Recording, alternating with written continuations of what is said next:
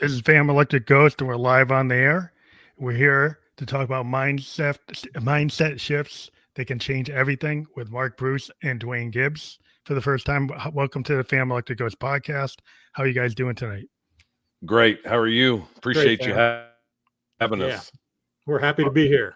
Excited. Well, I'm glad to talk to people. I've been on the air since 2016. We're about 1,300 episodes, live episodes with people from around the world, being able to relay lessons learned or what they've what their vision is for people in terms of what they want to coach or what their vision ideas are for helping people.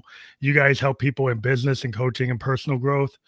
Use mindset strategies and practical tools and accountability to help people change their lives. So before I get to the heart of your story, and I don't know who wants to answer this first, I usually ask people a couple of questions. What motivates you and why do you do what you do? So Duane or Mark, who wants to go first with that? Duane, go ahead.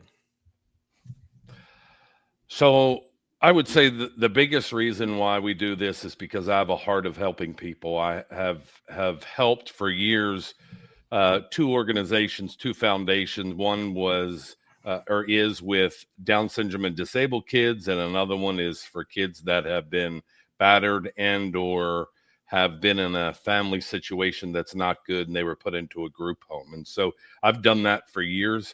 I traveled around the world for 30 years, educating people on not only how to invest in real estate and the stock market, but also their personal growth and what that looks like for them.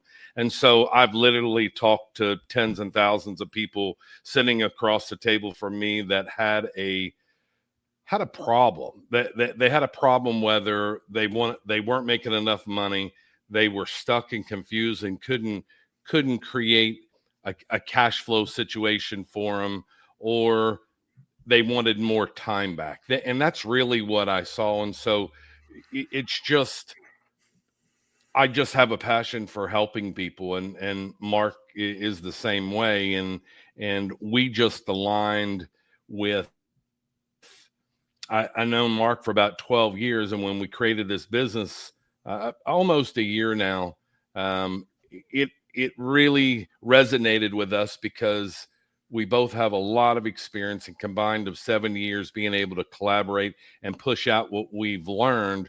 We want to be able to help other people in all walks of life and whatever they're trying to accomplish. Yeah. So I want to just before you go, Mark, is like we do have a media asset there for your QR code, and that QR code, if people click on it, will go to your Huddle for Success website. And so people want to check out what we're talking about there. You can scan that with your phone. So go ahead, Mark. Yeah. Duane and I have known each other for about as long as you've been on the air with your podcast. And Duane taught me the note investing business, but what we've decided to do together is I was an entrepreneur. My wife and I started our first business when we were 25 years old. And when we did that, we didn't have a whole lot of help. We found out that we had to do everything. We were the legal team. We were the accounting team. We were the operations team. And business people, when you start a small business, you're out there on your own, it feels like. And Duane and I have a lot of experience coaching people and helping people that have been in business. I have a vision that what we teach with mindset should be taught in every high school in the country. And that's my dream, is the one day to take this to every high school. It was a dream of Andrew Carnegie back in the 1900s. He tasked Napoleon Hill with the job to write Think and Grow Rich, with the idea that it actually be taught in school. And I would like to see if I can make that happen one day. Well, I think it's important to pay it forward when you have experience as a mentor, or the lessons in life that you can convey to other people. If you don't want to just keep all the good news and all the good things you've learned to yourself, usually people want to give the benefit of their experience to the people around them. Absolutely.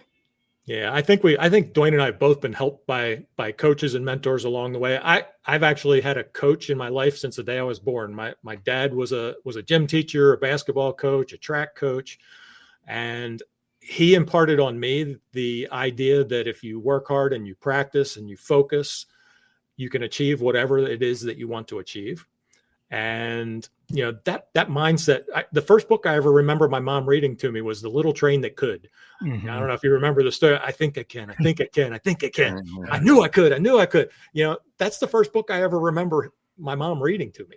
And I was blessed to have coaches that long and plant that seed.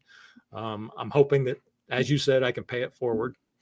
So you guys like to use terms like huddle up and playbook, which come from sports, because they have that team mindset. But I would also say within music, people work as teams too. Like within a music, like we Absolutely. put 10,000 hours or 20,000 hours into our learning our instrument, and then learning how to play in an orchestra or in a quartet or a group.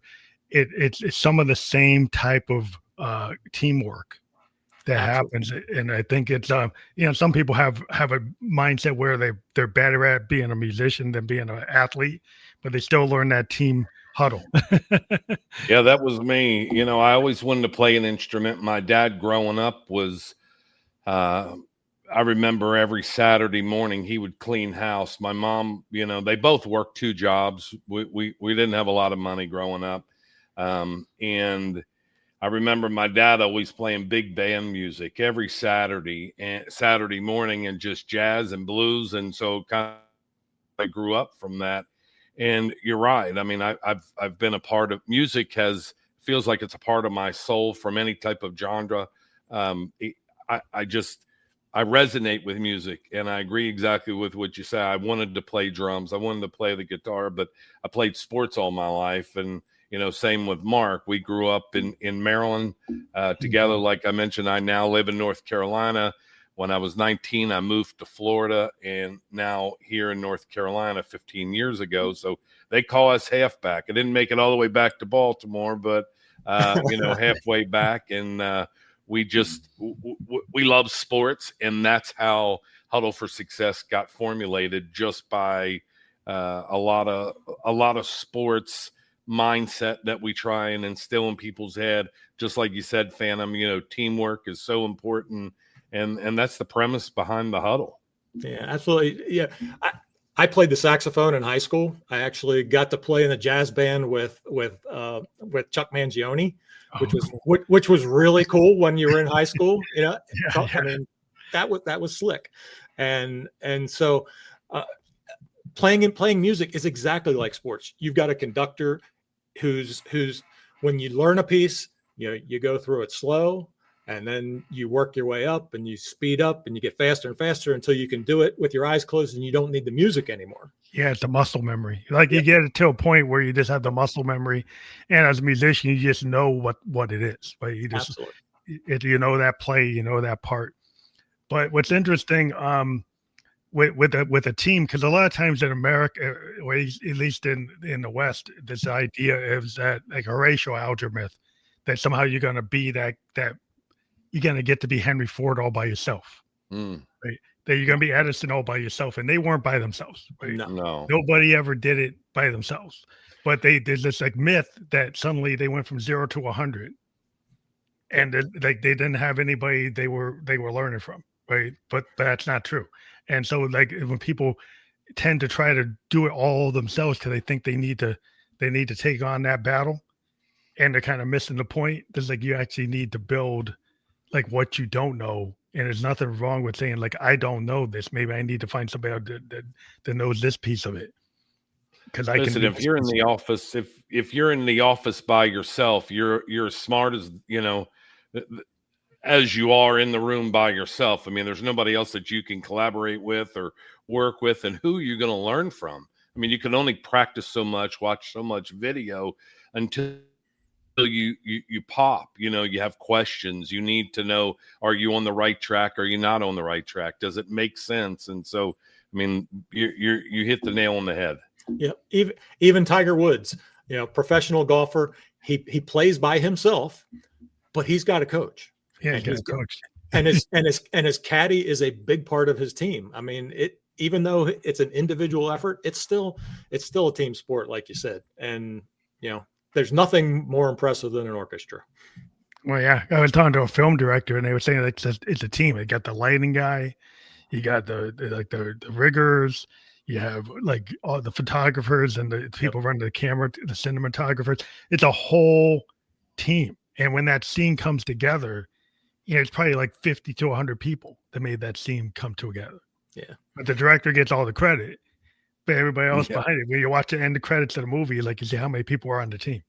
Yeah, it's funny. I played high school basketball for Morgan Wooten, who's a Hall of Fame basketball coach, and the one thing that he said is the team is only as strong as its weakest player, and everybody on our team tried to make everybody else a better player, and it is definitely a team sport. Life's a team sport.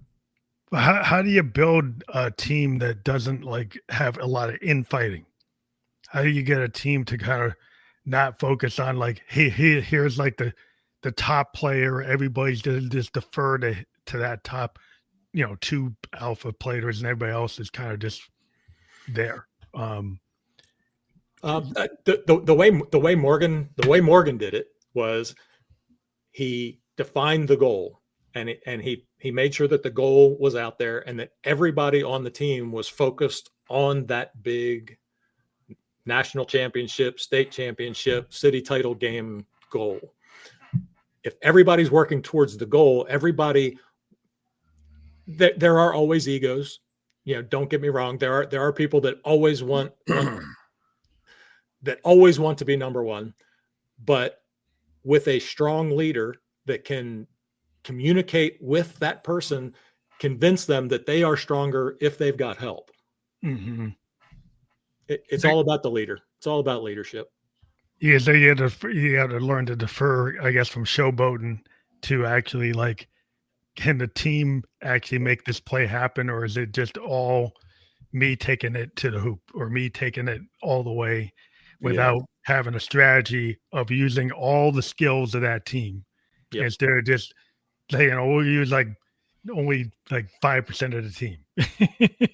Exactly. Everybody has something that they can bring to the table that's going to be stronger than the next person. And so, just like you were talking about taking it to the hoop, look at Shaq.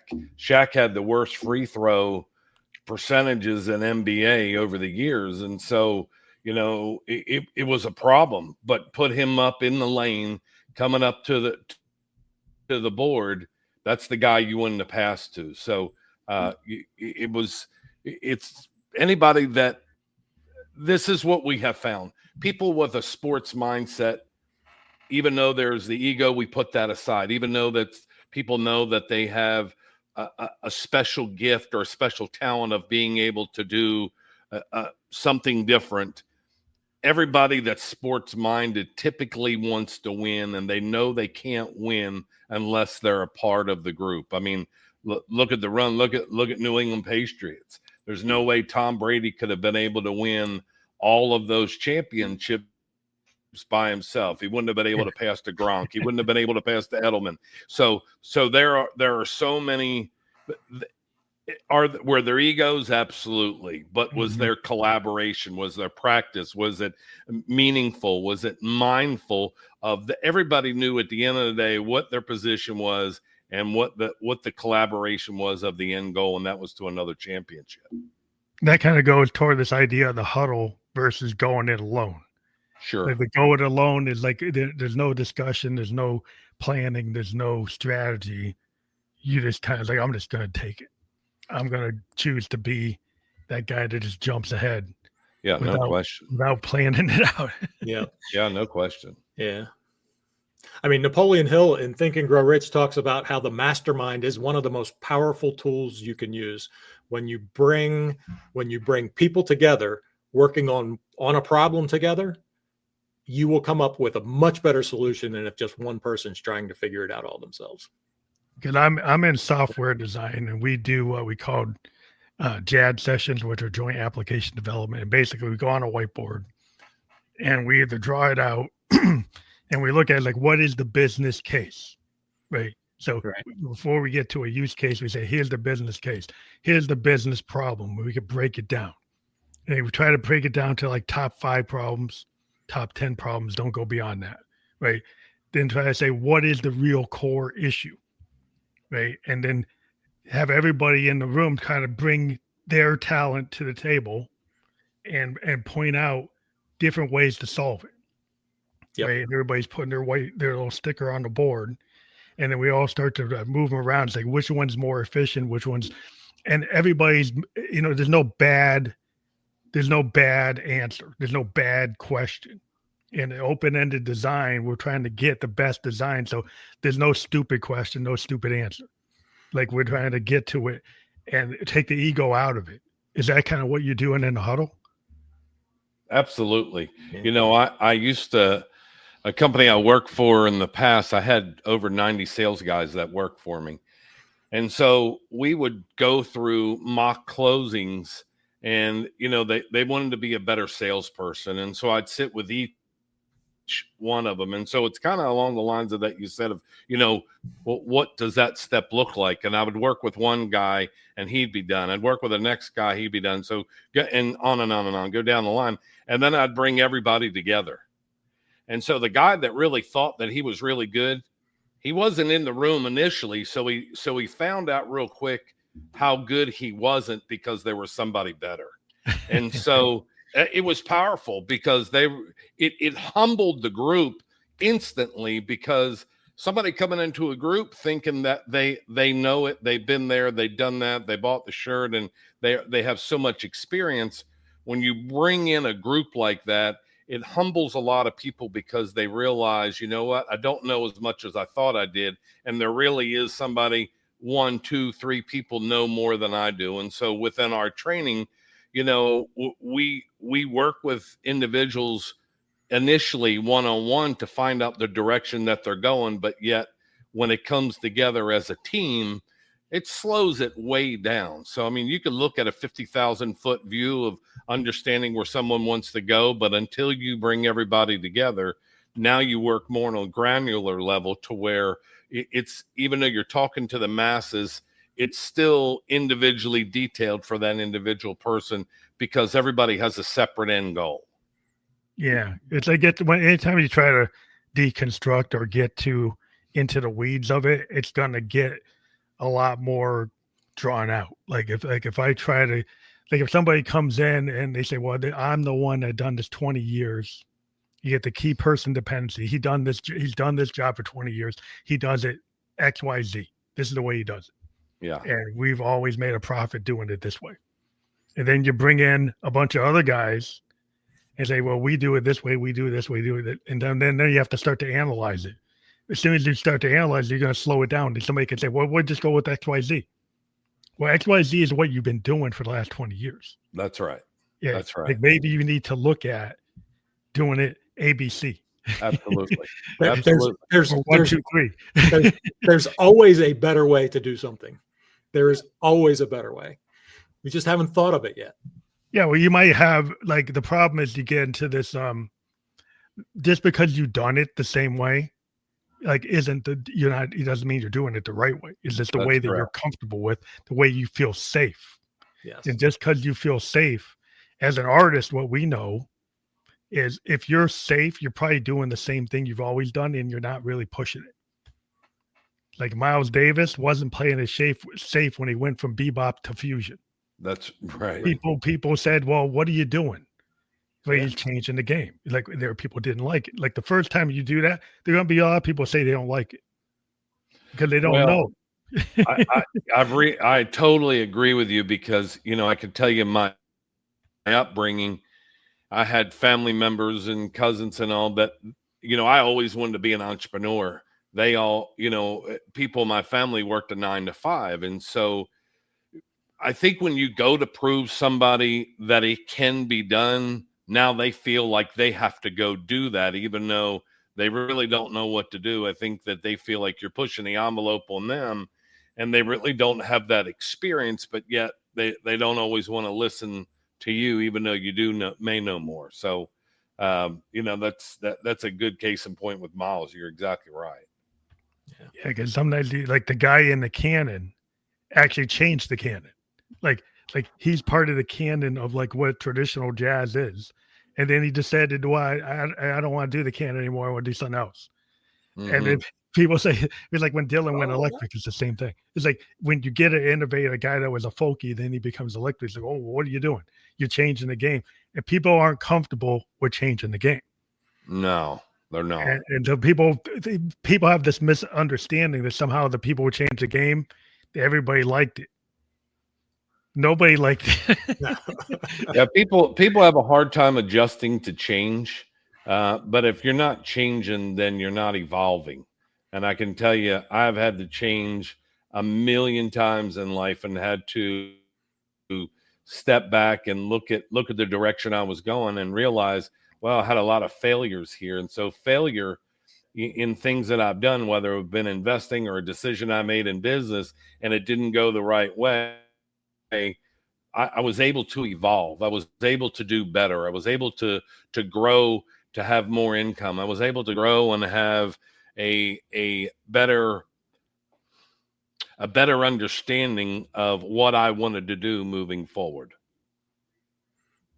Yeah, I think a lot of times people don't understand that in order to like in software design, sometimes we'll have like so many iterations before we have something. A lot of times it's the happy accident, the thing that wasn't on the plan that actually becomes the product.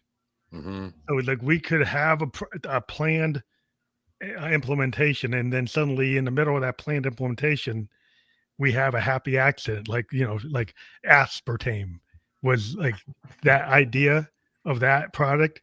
It tasted sweet, and they said, oh, it wasn't supposed to be a sweetener. Or penicillin. Yeah, things like happen, like in science happens all the time, where like what you're working on is not what the project becomes. It's the variation that you didn't plan on that actually becomes the product. Yeah, for sure. Yeah.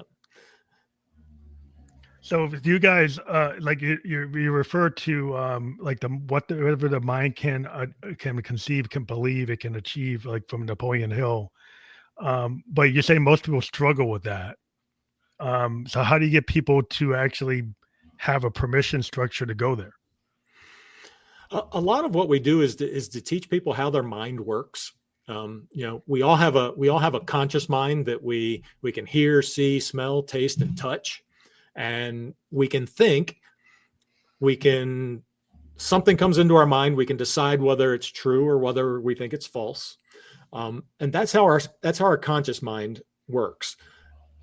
Our subconscious mind is a little bit different. And our subconscious mind is what actually controls everything that we do. Our subconscious mind has all of our habits, all of our preconceived notions, everything that we learned from our parents when we were 3 years old, when we didn't know we were learning. And we help people realize that you actually can choose to believe whatever it is you want to believe. And if you're stuck with something, if you're stuck in a job that you don't like, if you're stuck in a job that you don't like, you can choose to do another job, or you can actually choose to learn something from that job. Even though you might not like it, you can still choose to learn something from that. You can then program your subconscious mind with affirmations, and we have lots of different techniques that we can work with people on to help them change their subconscious mind, change their paradigm, change their thinking, so that everything that was created, music, art, everything that was created was first a thought. Yeah, I mean, a lot of times what I find with creative people is that we talk about like downloads, we talk about the muse. But a lot of times when you really start to analyze it, like in the looking glass self, you like figure out like, where is this coming from? A lot of times artists can recall like their subconscious, like waking dreams. They can pull them in real time. And the more successful they are as an artist is allowing that bridge to happen, allowing that download to happen. And some of it's external, but a lot of it's internal. And when you're able to actually self-actualize and be that artist that's constantly getting these downloads, or the muse is always talking to you, or you get the inventor that's always coming up with ideas, With the Exactly. entrepreneur, it's always coming up with a new project plan, new company, new service or whatever, because they're allowing that to happen. They're giving themselves the permission for that to be. Yep. It doesn't mean you're going to hit it out the park the first right. time. That's right. I forget the artist, but there was an artist who said, "I dream my painting, and then I paint my dream." I think it was Picasso. I could be Yeah, wrong. or something like that. Yeah, he's known for that. Yeah. Like in that creative space is like you're willing to like let go that I can't do it, I won't do it, it's not right to do it, where you start to say like, why not? And you have to understand, people think a lot of times that they're not going to be able to do it, or they can't be successful, or I know somebody that's done this and it can't be done. Listen, people need to sometimes step back and look and realize you're just stuck. It doesn't mean that you can't do it. You're just in a place in your life right now where you're stuck, and you're having to express what the issue is. And so there are a lot of people that I talk to that we just break down really and look at what's their pain point. What is it that they're trying to accomplish that they're not able to?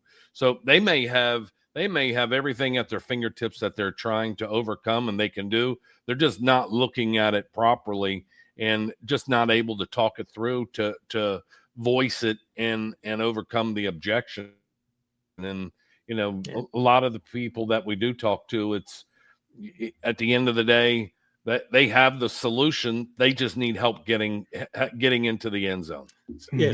Sometimes it's just asking the right question. That's right. Just asking them the right question.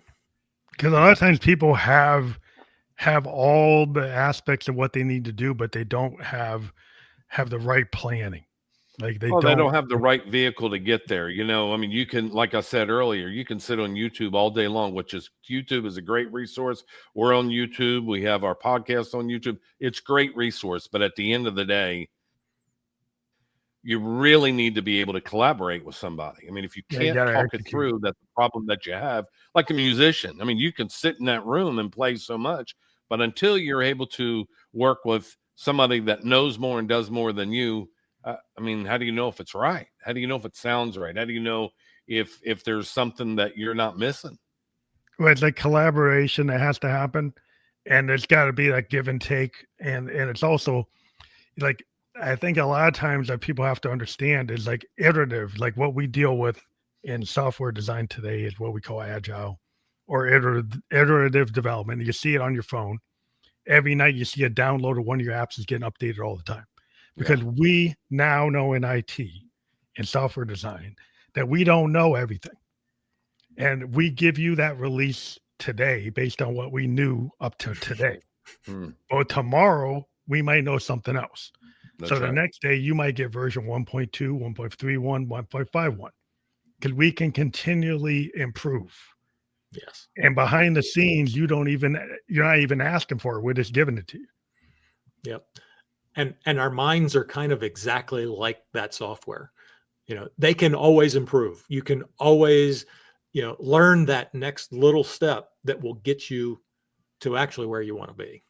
Because a lot of times, like when I started back in the 90s, we had a waterfall. So we had waterfall design means we had to know everything. And we wouldn't put it out until everything was buttoned up. But nowadays with the modern tech, we don't, like, we can go out there with like 60% certainty that the thing is fully complete. Right? Sometimes we can go 40% and knowing that we're going to develop the rest of it over the next year and a half.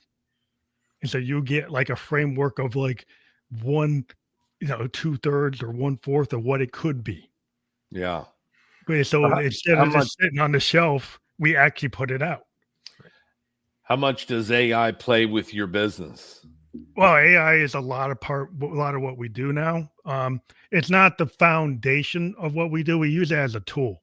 Let's say it's like it's a time saver, right? It's a time saver because like it can create templates.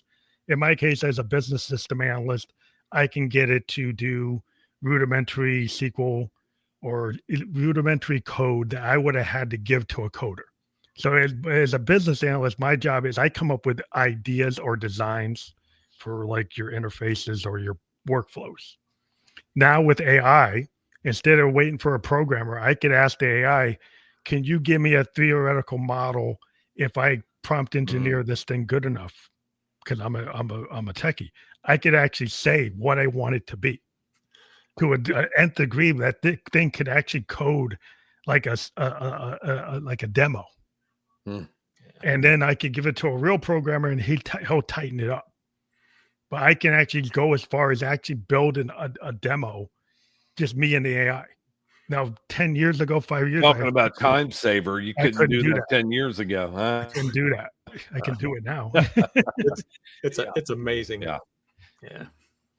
You know, we Mark and I record our huddle up sessions that we do every Wednesday and Friday, and it's so funny because a lot of the topics we're talking about now, we record them ahead of time, and then, you know, because there's no way of being able to do business and being able to do huddle up business that Mark and I have to do as a company, and then recording and everything. So, you know, what a lot of people do, you can the product, but what we're dealing with right now is a lot of the topics that you were talking about earlier about mind muscle and, you know, AI. We try and weave in AI a lot because people, you know, they talk to us about it and, you know, what your thought about it. And listen, and I'm sure you would agree, Phantom, that if you're not asking it the right question, it's not going to give you the right answer. Well, it's a typical computer. like people got to understand this: garbage in, garbage out. Right? Computers are sophisticated, but at the end of the day, they just know 0 and 1, yes and no, and black and white. Now, AI makes it look like they know more than that.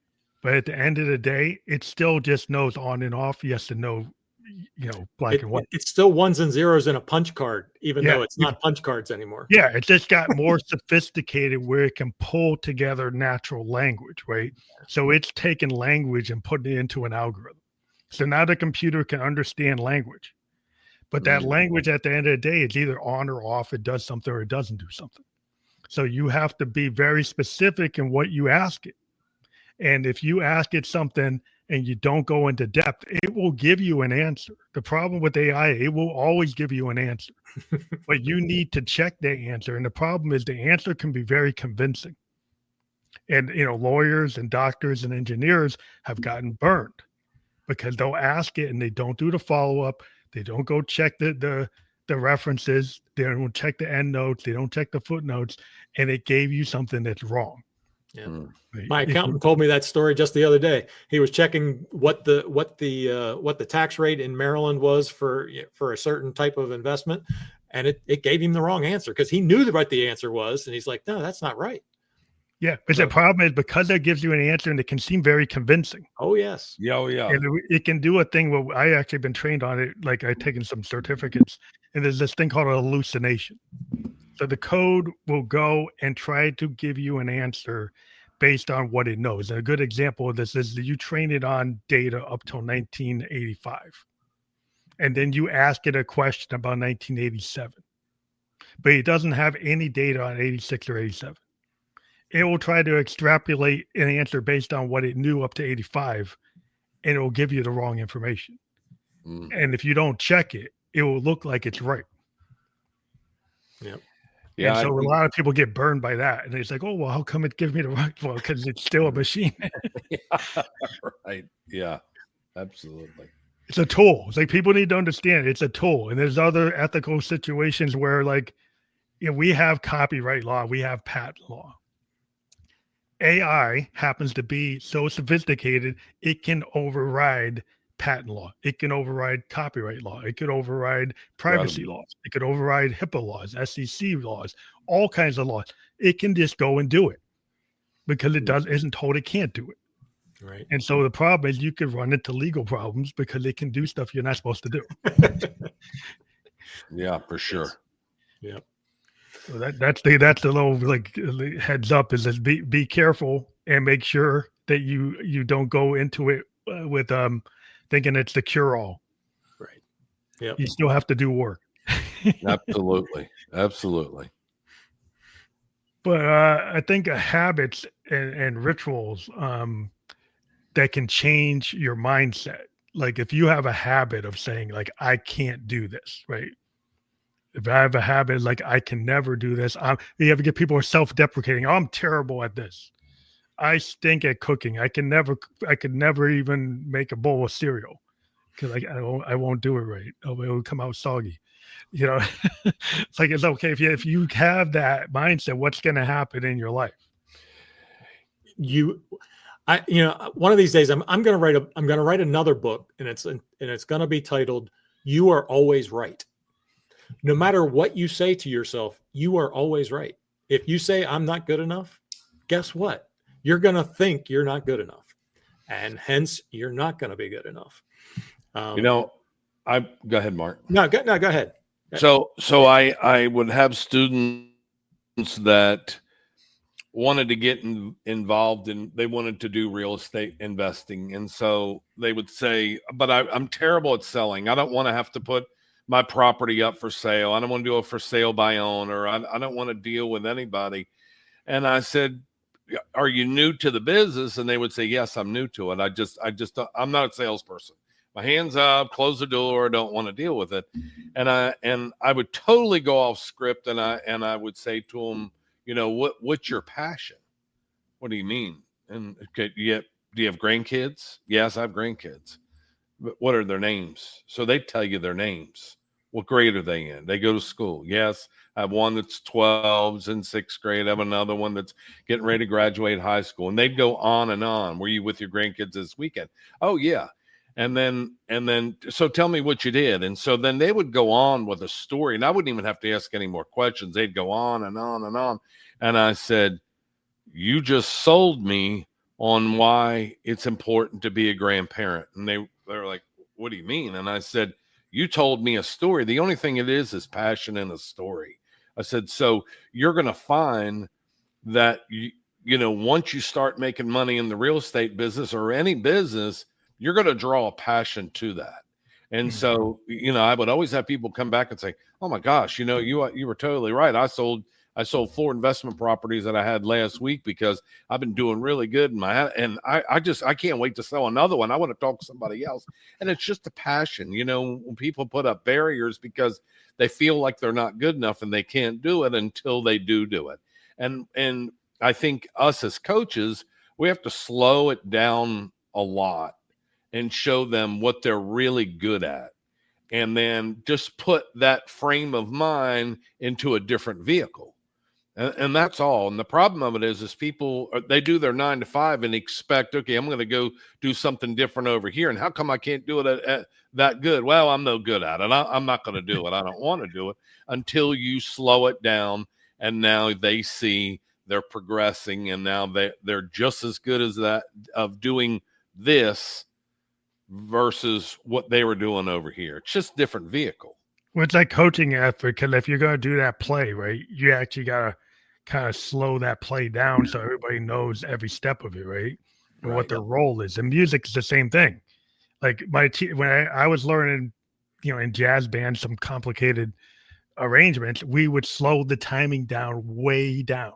Right, halftime. You take it half speed.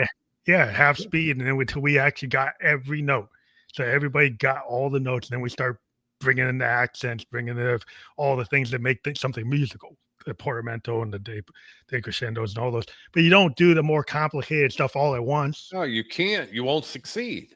Yeah, if I tried to do the portamento and the decrescendo and had the emphasis on the note, the accent on the note before I actually can even do the note, that's the problem. It's like you're trying to do too much. Yes. Yep. Because everybody's so instant today. I got my instant oatmeal. I got my instant coffee. I want my instant success. It's like, no, it takes a little work. You got to percolate it. Yeah. Slow it down. Overnight success takes years. Yeah. That's the problem. It's like you see people on the net and they say, well, I made $1 million this month. It's like, really? Was it the 10 years plus this month that got you there, or was it just this 1 month? No, it was 10 years or 5 years of you doing X, and you didn't really show anybody that. You just showed me the last month. Well, the last month isn't really the whole story.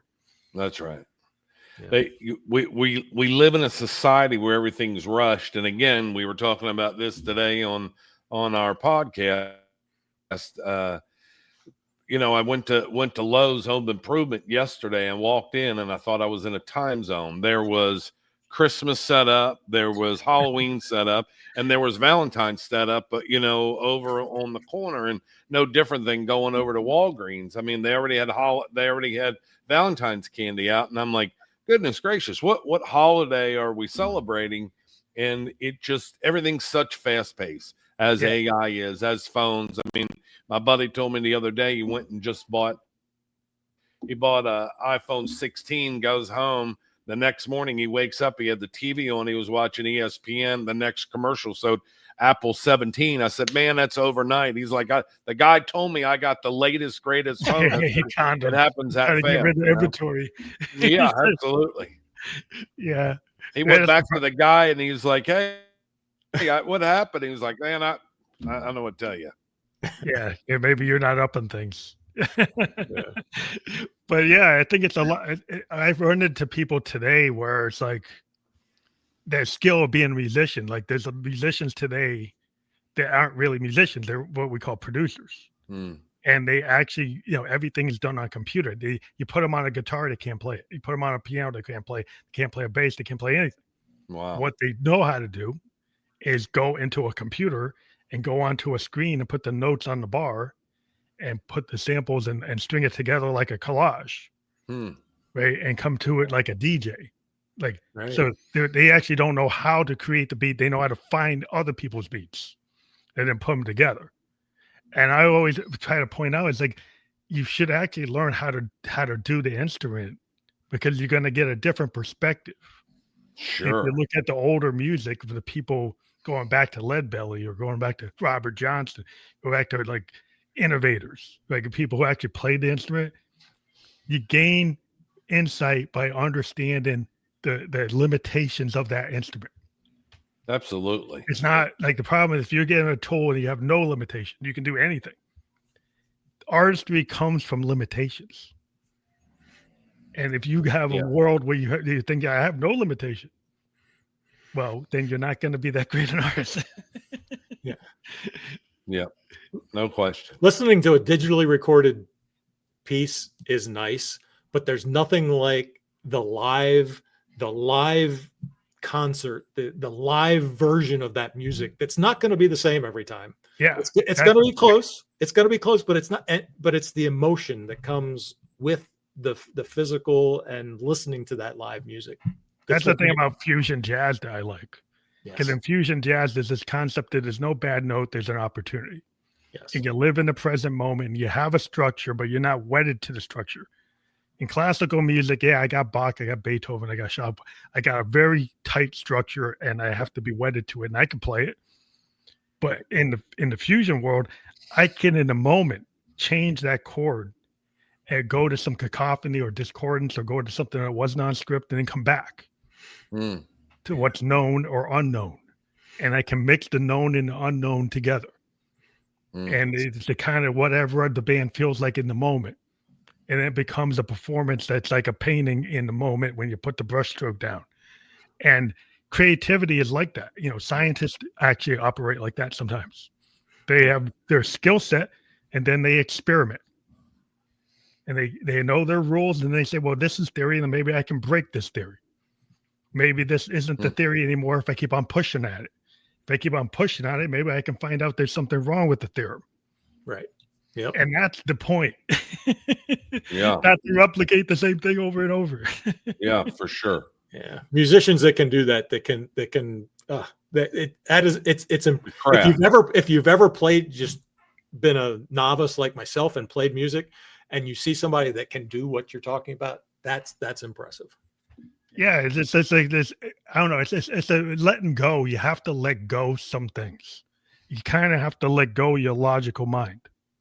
You have to go with more of a soul, kind of heart, spirit type of access, left, right brain thing. Yep. And and if you get too conscious of what you're doing, you kind of get in a zone. Like musicians and artists will get into a zone. If you ask them what they were doing in that moment, and they were like, "Well, I don't know." because I was in the zone. Right. It's like if you have to try to deconstruct what did I do in that moment, it's like, well, I have a hard time telling you what I did in that moment because I was in the moment. Right. Yes, that makes sense.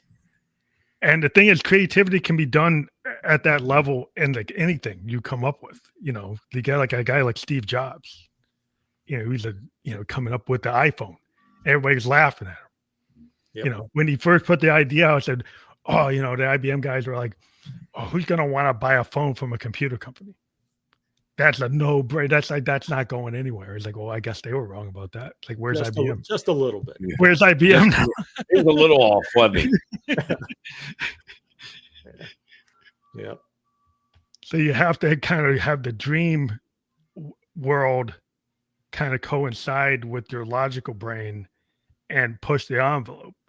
And Yeah. I think that's where people are safe. We're kind of designed to stay safe. Right? Absolutely. The wolf's at the door. So I got to keep on doing what I do just to tread water, just to keep the wolf at bay, to keep something at the door, keep him from breaking in. Or could you actually get ahead of the wolf and not have to worry about him being at the door because he's nowhere even near the door? You're way beyond it. Yes. Yep. Yeah. Yeah. Creativity is so important. And the thing that makes creativity happen is your desire and your will to do it. If you've got the will to create and the will to be a little uncomfortable and stretch out of the box, like you said, try different things, that's the key to being creative. Yeah. I mean, you have to have a passion. If you don't have a passion, then it's hard to move forward if you don't have a passion about something. Yep. Yeah, I think if you look at all these entrepreneurs that create businesses, like even in the IT space, right? Everybody thinks they're always winning. There's tons of freaking stories in Silicon Valley of the losers. You just don't hear about the losers. You hear about the winners, right? Yeah, well, of course. I mean, that's right. And it's like that. You have to try that thing that's on the outer edge of the bell curve. That thing that's like on the outer edge. They have that median thing that's safe. And then you have the thing that will like it's a failure or it's like a runaway success, because like you end up having these gradations of what is possible and a spectrum, and people get scared of the outer edges of the spectrum, because in the outer edges of the spectrum is like I might have to do 100 variations of something and only one of them worked, right? Yeah. And that is hard for people to deal with. Like, will you stick with it through the 99 or will you stop after 10? Yeah. And I think that's what we do really well is we hold people accountable for what they want. So they have a mindset coming into what they want us to help them with, and being able to hold them accountable all the way through a process. I mean, our training is for 1 year. And so holding someone accountable and helping them through it to where they're seeing progression all along. So what we do typically is when someone comes in and says, hey, I want you all to coach me with this, and these are the problems, we give a card. It has 12 questions on it. And so we talk about, what matters, what they're looking for in income, what they're happy are they happy with their vacation? When's the last time they've taken a vacation? So we take them through all these questions and they rate it. And then what we do is we do it every 3 months so they can see progression. When an individual can see progression, that mindset, as you know, in business and also a musician, that's a big movement to where you're able to help somebody get from one level to the next level, and it just creates a whole different synergy with that individual. Yeah, if you can have little wins, like instead of looking at things like I got to get to 100, from 0 to 100, but if you can make it per way, like you get to 10, you get to 25, and then it's not that you failed because you didn't get to 100 within the time allotted, right? You actually succeeded into getting to level 20. You succeeded to get to level 40. That's right. You see it to get to level 60. Well, some people are looking at it, well, I failed because I didn't hit 99. And that's where I think a lot of people just like shoot themselves in the foot because they can't understand. It's like slow and steady wins the race. And everybody is so instant gratification today that if it takes you like beyond what your threshold is, and really sometimes your threshold is going to have to increase. Yeah, it does. I mean, there people have, coming into a coaching program, they have to realize that it takes time. And, if they're an instant gratification person, well, then our training's not for them. Our training is more for someone that does want to slow it down, because we're going to ask them do some things that are crazy within the training of doing repetitiously over and over and over every single day, to where some people just don't want to do that. They don't want to have to do something over and over and over. They would, like you said, Phantom, the instant gratification, that's what they want, but that doesn't create long-term success. I mean, you can be a real estate investor and say you're a real estate investor and you flip 50 houses this year and now you have a bunch of cash, but what's generational wealth look like for you? You don't have anything, because you made instant cash now. So did you buy a property that's going to forevermore pay you a monthly income, to where now that becomes generational wealth versus just a one-time shot in the arm? I mean, you have to find out what's important for you. And, that if you're falling on the sword on it, then you have to chase that dream. You have to go down that road and give it time. It's not going to happen overnight, no matter what you do. That's why we like working with athletes and musicians, for that matter, because athletes and musicians know that you're gonna fail. You're gonna screw up. You're not. I mean, Thomas Edison tried to build a light bulb, an incandescent light bulb, 10,000 times before he got it right. Yeah. So you can't. We help people understand that you can't quit as long as your dream is there and you work towards it. You're never desire. Yeah, you're not a failure. Tom Hopkins was one of my sales trainers that I had way early on. He was a real estate guy, and he had a mantra that I loved. It was, I never see failure as failure, but only the feedback I need to adjust my course. Yeah, it's like a step on the rungs. Like if you think about it, like if I did 99 demos and version 100 is the one that actually went to the top 10, right? Yes. That's the one that actually went. Well, the 99 aren't failures. They're like steps on the rung that got me to the one that broke through. Yep. But if you look at all those 99 as I wasted my time. I wasted all these hours. It wasn't wasted. See, that's where the mindset changes. Like, even if you failed, you learn from the mistake. In design, we learn from our design errors, or we look at them as opportunities or happy accidents. There's I didn't mean to cut you off. Go ahead. Sorry. No, but it's like that. It's just like the idea of the happy accident is not a failure. Right. That's right. It's actually like where you should be. There's a country group called Little Big Town. Oh, I know them. And it took them 13 years to have a number one hit. 13 years to have a number one hit. So, was that luck?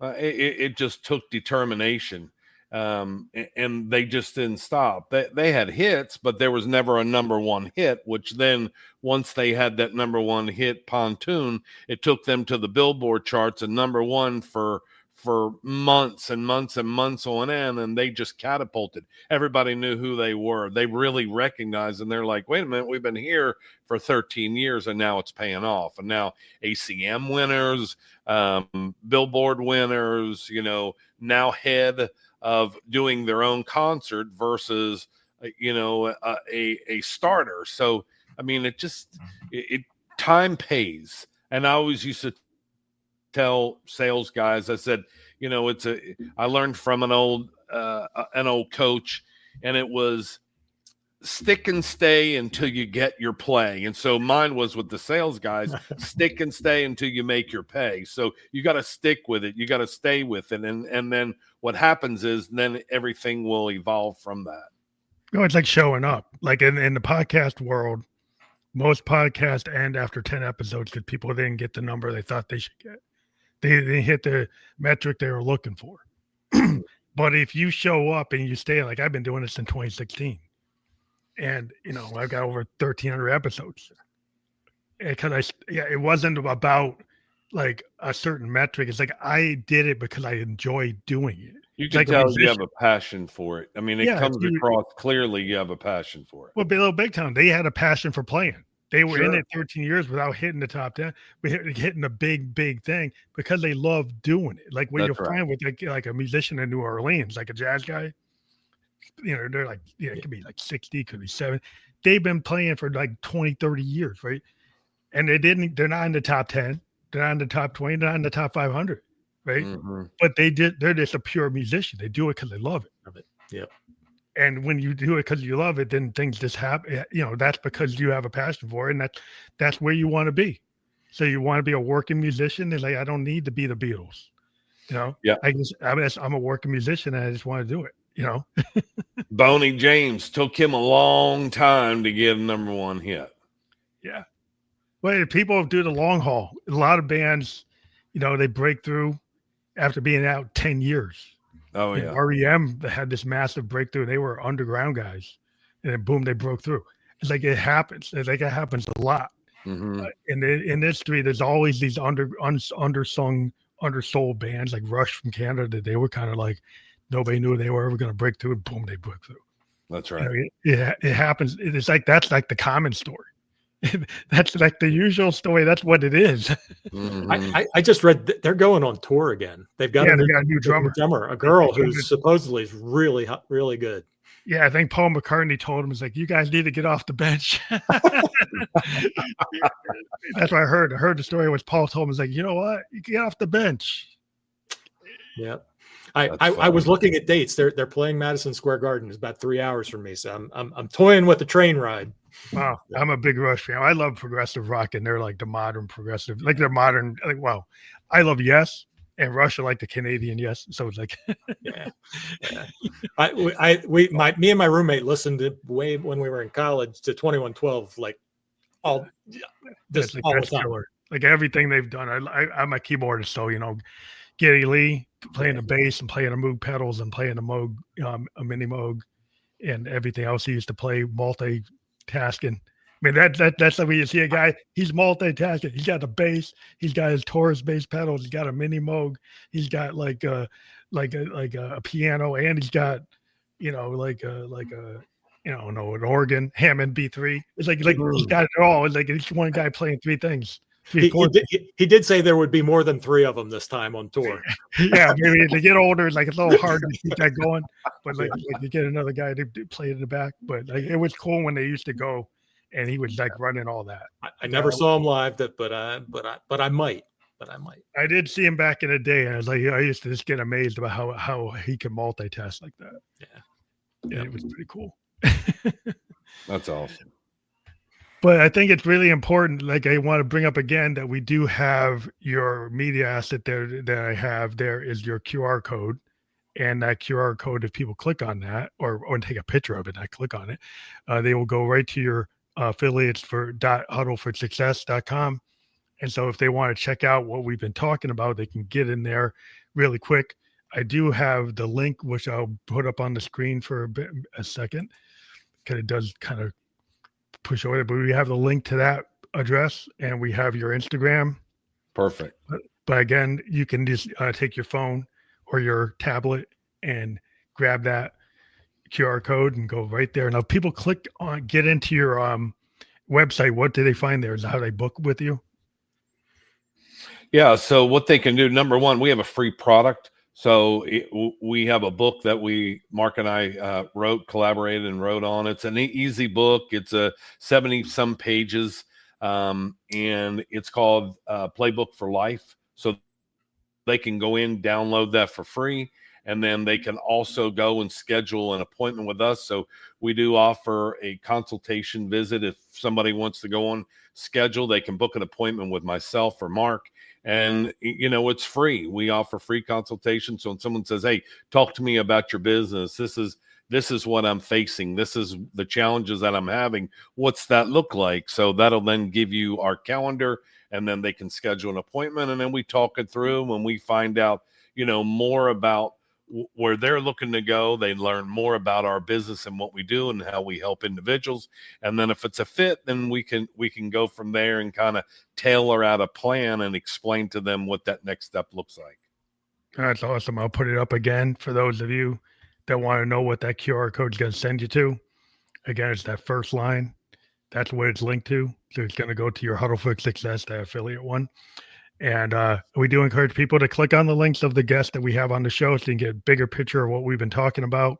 I want to thank you guys for being on the show today, and let everybody know we're going to be on bigger podcast platforms like Spotify, video podcast, Apple Podcast, iHeartRadio, Amazon, Newsly, a bunch of other ones by the end of the day tomorrow. And we'll have a landing page that we'll send to you guys so you can send to all your people that follow you. And I want to thank you for being on the show. Phantom, thanks so much. Appreciate it.